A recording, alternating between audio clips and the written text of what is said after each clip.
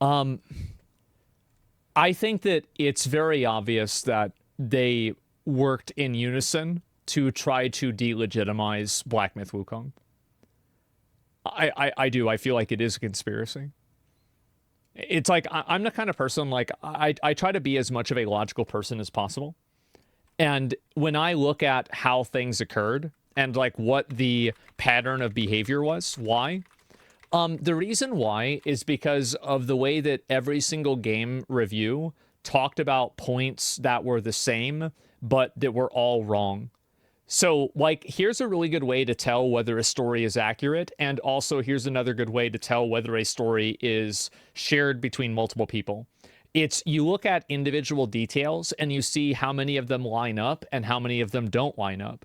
And so, like, in order to tell, like, whether somebody is telling the truth or lying about something, or whether people are working together with something, if you look at certain types of language and certain phrases that are used and certain points that are made, and if you see these things happening over and over and over, in a lot of cases, that probably indicates that there is some degree of collusion or some degree of bad behavior that's going on in the background that you might not know.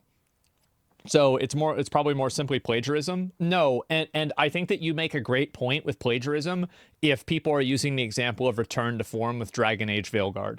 I don't think that that's enough, but what I'm talking about are entire sections and focuses about, like, for example, like the not having women in Black Myth Wukong. Like, this was referenced in like a bunch of different reviews, and it's not something that it seemingly anybody cares about outside of the reviewers.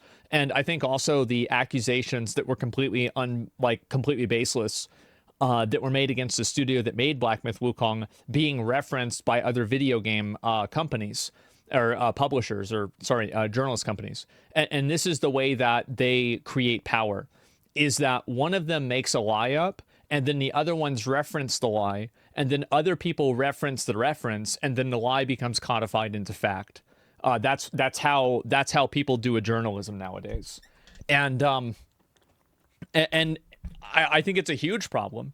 And yeah, I do genuinely think that I think it is a conspiracy. I actually do.